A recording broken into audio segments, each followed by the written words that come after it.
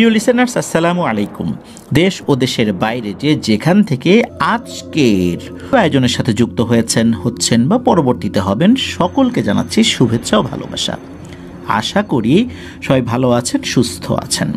তো চলুন শুরু করি সেই ঘটনাটি। প্রিয় লিসেনার্স, এখন যে ঘটনাটি আপনাদের সাথে শেয়ার করব, ওনার নাম সাকিব।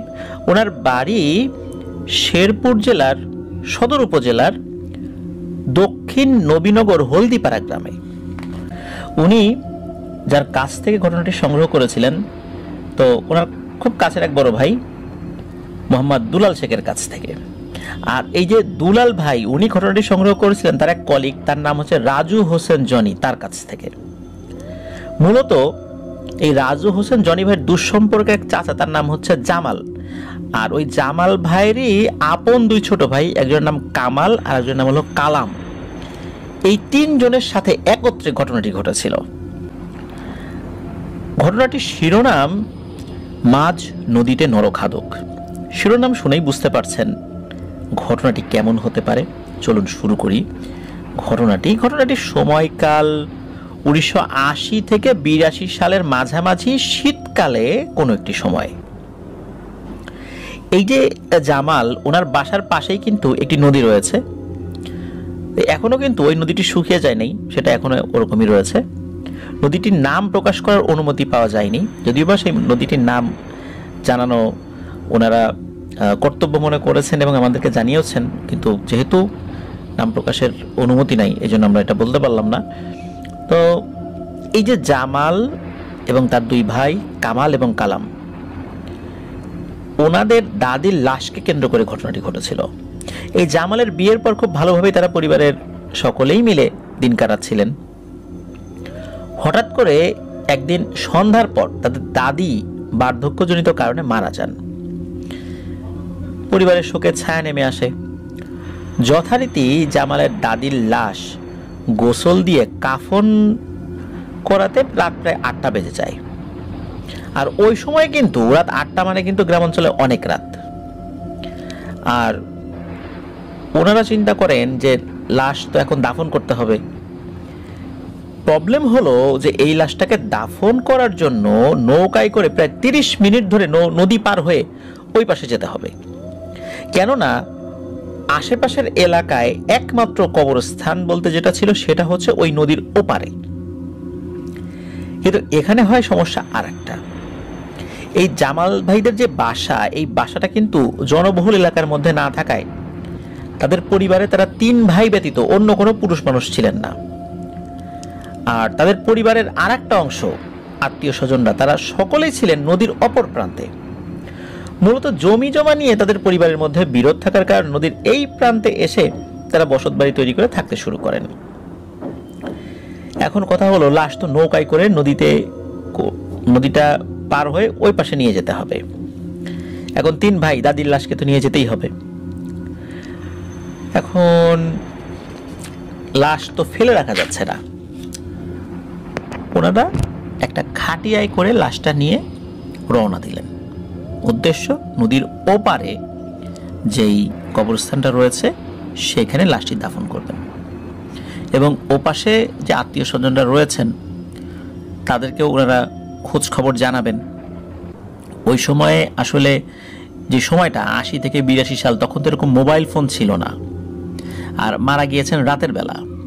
গ্রামের লোকজন কিন্তু ওই সময়টাতে সন্ধ্যার পরপরই খাওয়া দাওয়া করে ঘুমিয়ে পড়তেন। মূলত ওই খাওয়া দাওয়া করে শোয়ার পরই দাদির শরীর খারাপ লাগা শুরু করে এবং তারপরে উনি মারা যান। তাহলে পুরো গ্রাম কিন্তু একদম ঘুমে অচেতন ওই সময়ে। তো ওনারা একটা খাটিয়া পাশের একটা মসজিদ থেকে ম্যানেজ করে দাদির লাশ 3 জন নিয়ে রওনা দেন। তো ওনারা নদীর কাছে চলেও যান। সামনের দিকে বড় ভাই 2 হাতে খাটিয়ার 2টা হাতল ধরেছেন। ওনাদের সাথে কিন্তু আর অন্য কোনো লোকজন নাই, কারণ ওনাদের পরিবারের সব সদস্যরাই কিন্তু আত্মীয় স্বজনদের মধ্যে যারা আছেন আর কি, বলতে গেলে পুরুষ সদস্য, তারা সকলেই কিন্তু নদীর ওই পারে, সেখানেই তাদের আসল ঠিকানা আর কি। ওনারা যাচ্ছেন, নদীর পাড়ে চলে যান। রাত তখন কয়টা বাজে? সর্বোচ্চ 10টা বাজে। এখনকার সময় 10টা তো আসলে বেশি রাত না, কিন্তু ওই সময়ের প্রেক্ষাপটে, ওই গ্রামের প্রেক্ষাপটে, চরাঞ্চলের প্রেক্ষাপটে সেটা অনেক রাত। তো ওনারা নদীর ওখানে গিয়ে দেখতে পান যে একজন মাঝি নৌকায় একজন বৃদ্ধ যাত্রী নিয়ে বসে আছেন।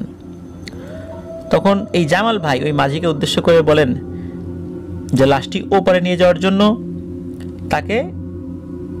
কিন্তু সমস্যা হলো ওই মাঝি বলেন যে আমি লাশ নিয়ে নৌকায় যেতে পারবো না। তখন ওই জামাল ভাই ওই মাঝিকে উদ্দেশ্য করে বলেন যে ভাই, আপনি কি মারা যাবেন না কখনো, নাকি সারা জীবন পৃথিবীতে থাকবেন? এখন একজন বৃদ্ধা মহিলা মারা গেছেন, তার লাশ নিয়ে যাবেন না, এটা কোন ধরনের মানবিকতা? যাই হোক, ওই মাঝি তো কিছুতে রাজি হয় না, বলে না ভাই, আপনি যে কথাই বলেন না কেন, এই লাশ আমি এই রাতের বেলা, দিনের বেলা হইলে একটা কথা ছিল, কিন্তু রাতের বেলা আমি লাশ নৌকায় উঠাবো না, দরকার হলে সকাল পর্যন্ত অপেক্ষা করবো এখানে, কিন্তু লাশ আমি নৌকায় উঠাবো না।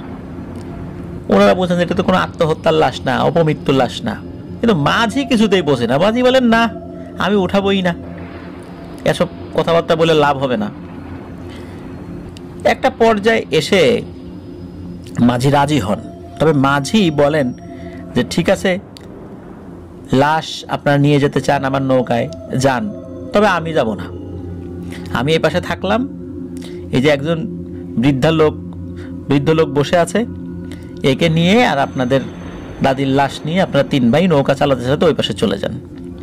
তখন আবার জামাল ভাই বলে যে আপনার নৌকা আমি ওই পাশে নিয়ে যাব, আপনার নৌকাটা বুঝাই দিতে হবে না? বলে আপনার লাশ দাফন করে চলে আসবেন, তাতে তো অনেক সময় লাগবে। সময় লাগুক, কিন্তু আমি লাশ নিয়ে যাব না, যেহেতু বলছেন গ্রামের মানুষ পরিচিত, কিন্তু লাশের সাথে আমি যাব না।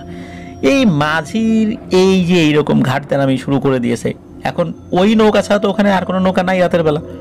বাধ্য হয়ে এই জামাল ভাই মাঝির প্রস্তাবে রাজি হলেন, আর মাঝি বলে দিলেন ওই পারে মানিক নামে একজন আছে, তাকে চিৎকার দিয়ে ডাকলেই মানিক উত্তর নেবে, মানিকের কাছে নৌকা বুঝিয়ে দিয়ে ওনারা যেন লাশ নিয়ে চলে যান।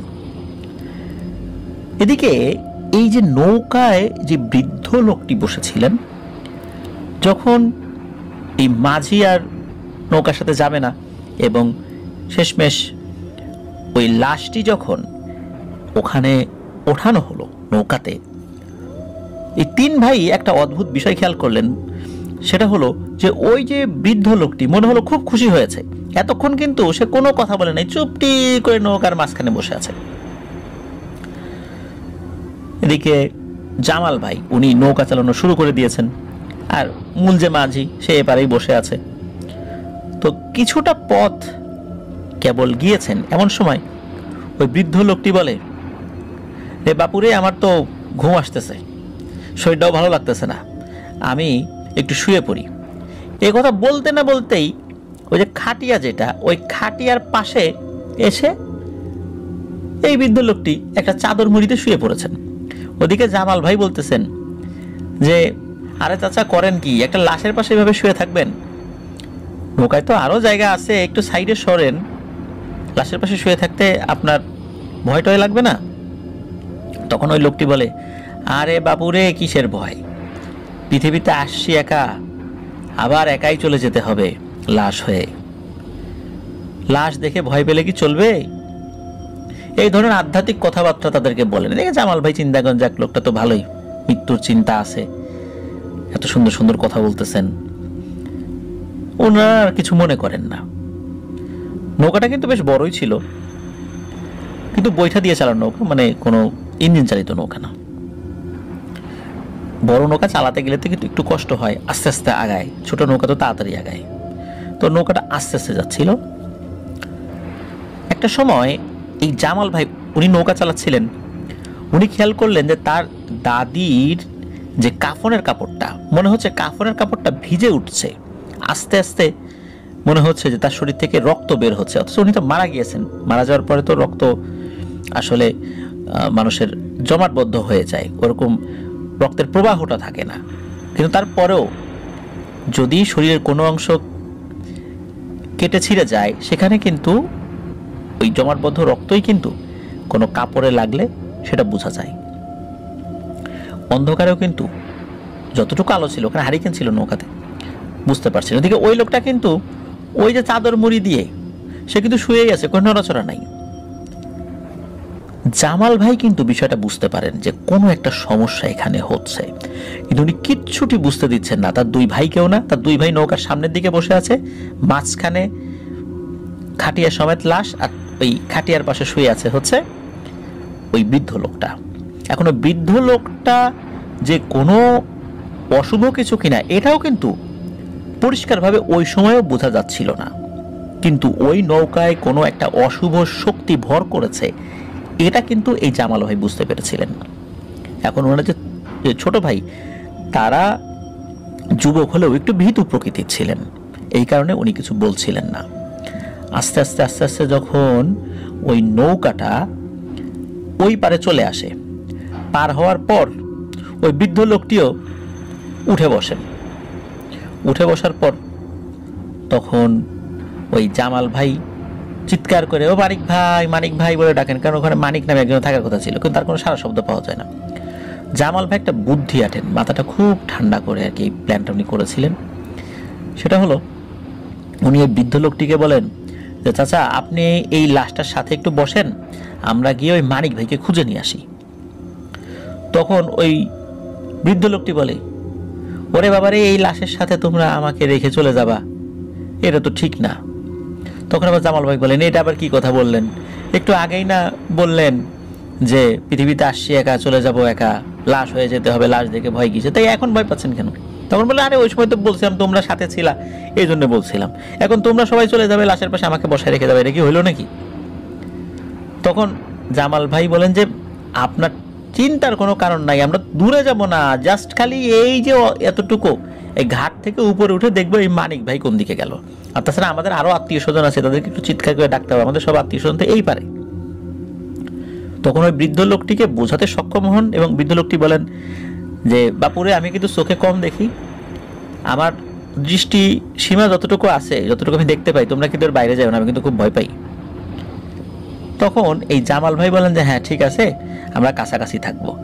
নৌকা থেকে নামার পর জামাল ভাই তার অন্য দুই ভাই কামাল আর কালাম, এই দুইজনকে বলেছেন, এই কামাল আর কালাম, পিছন দিকে তাকাবি না, সোজা দৌড় দিবি, দৌড়ে আমি যেদিকে যাই সেদিকে যাবি, এলোমেলো দৌড়াবি না, মাথা ঠান্ডা রাখবি, কিন্তু পথ হারাবি না, আমি যেদিকে যাই সেদিকে যাবি, তিনজন একসাথে থাকতে হবে। এখন ওরা কিন্তু বিষয়টা বুঝতে পারতেছে না, ওই পর্যন্ত স্বাভাবিক ছিল যে নেমে মানিককে খুঁজবে, তারা কিন্তু এই বিষয়টা জানে না যে এতক্ষণ কি হয়েছে বা জামাল ভাই কি আঁচ করতে পেরেছিলেন। আর জামাল ভাই বলে দিয়েছেন, এখন কোনো প্রশ্ন করিস না, যা বলার পরে বলবো।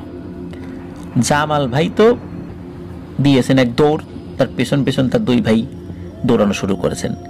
আর ওই যে ওই বৃদ্ধ বলতেছেন, ওই ধোকাবাজ, এইভাবে আমাকে রেখে দৌড়াচ্ছিস, দাঁড়া দাঁড়া, ফল ভালো হবে না কিন্তু, দাঁড়া। এদিকে ওনারা তো দৌড়েই যাচ্ছেন, এদিকে দৌড়াচ্ছেন, আর পেছন থেকে ওই বৃদ্ধর চিৎকার, দৌড়ালে তো আসলে বৃদ্ধর চিৎকারটা আস্তে আস্তে ক্ষীণ হয়ে আসার কথা, কিন্তু মনে হচ্ছে ওই বৃদ্ধ তাদের কাছেই রয়েছে, এরকম শব্দ মনে হচ্ছিল। এদিকে ওনারা দৌড়াচ্ছেন, দৌড়াতে দৌড়াতে হঠাৎ করে জামাল ভাইয়ের ওই অন্ধকারেই নজরে পড়ে একটা গোয়াল ঘরের মতো কিছু একটা দেখা যাচ্ছে এবং ওখানে গরুও আছে।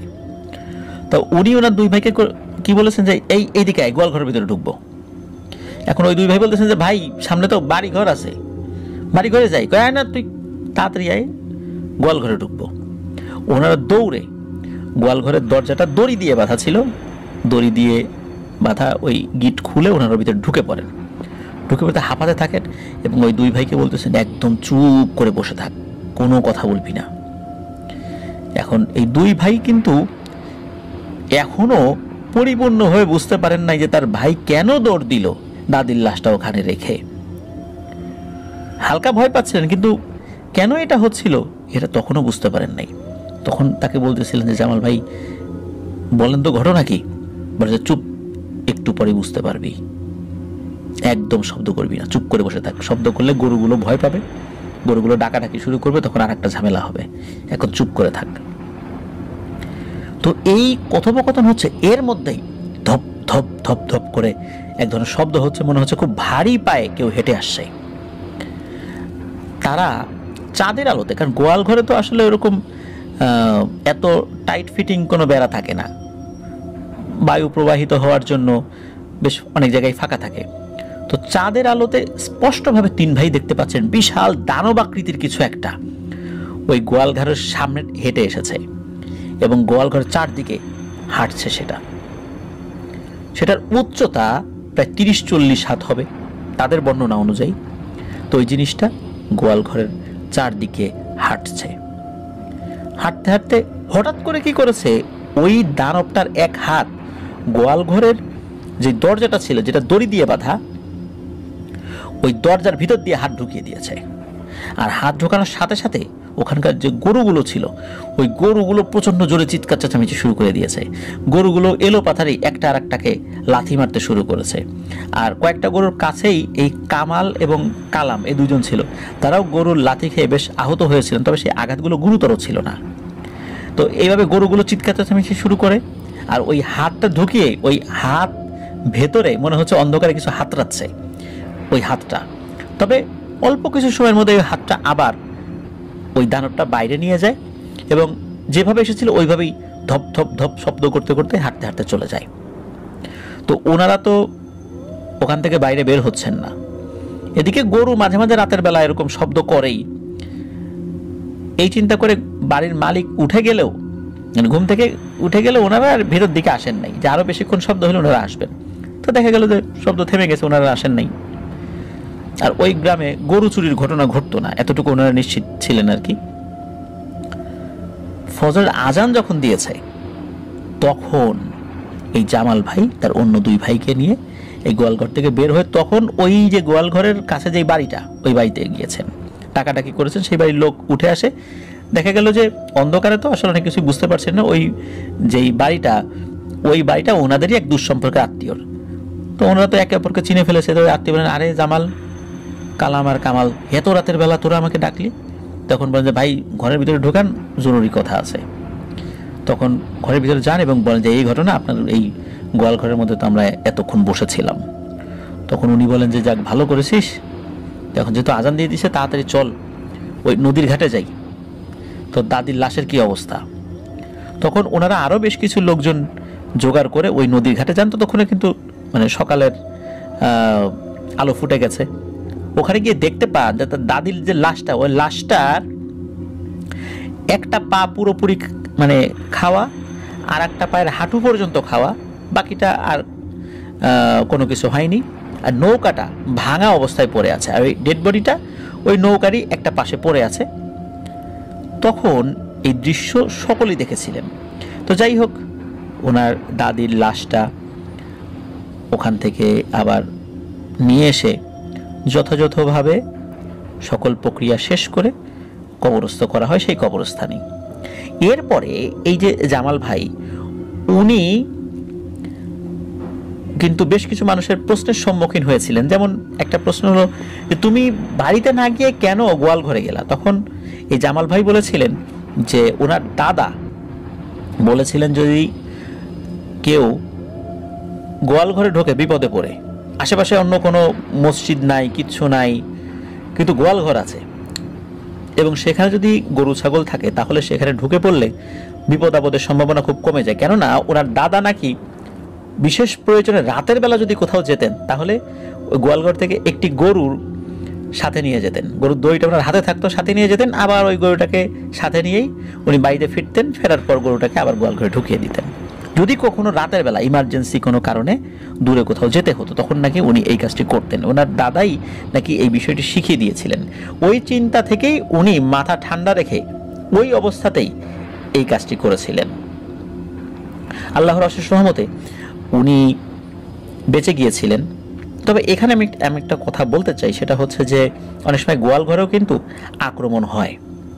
তবে এটা নির্ভর করে কোন ধরনের পিশাচ সেখানে আক্রমণ করেছে। অনেক শক্তিশালী পিশাচগুলো কিন্তু এসব কোনো কিছুই মানে না। আগুন দেখিয়েও তাদেরকে ভয় দেখানো যায় না, লোহা দেখিয়েও ভয় দেখানো যায় না। সব ধরনের কলাকৌশল বা ব্যাকরণ ওই ধরনের পিশাচদের কাছে অচল হয়ে যায়। এই ধরনের পিশাচদের খপ্পরে পড়লে কিন্তু বিপদ আছে। তবে এই যে জামাল ভাই যিনি, উনি যে বুদ্ধি করেছিলেন আল্লাহর রহমতে উনি বেঁচে গিয়েছিলেন। ওই পিশাচটা অতটা শক্তিশালী ছিল না, তবে এরপরে একজন হুজুরের সাথে কথা বলা হয়েছিল। হুজুর বলেছিলেন যে তোমাদেরকে ক্ষতি করতে না পেরে রাগ করে এসে ওই নৌকাটি সে ভেঙে দিয়ে যায়। আর যেহেতু লাশার এই যে লাশটা ছিল ওই লাশের বেশ খানিকটা অংশ সে খেয়ে ফেলেছে, তারপর এই ধরনের ঝামেলা হয়েছে, তারা রুচি ছিল না, লাশটা ওইভাবে রেখে সে চলে যায়। তা না হলে ওই লাশটির একটি অংশ অবশিষ্ট থাকতো না। তো এই ছিল ঘটনা।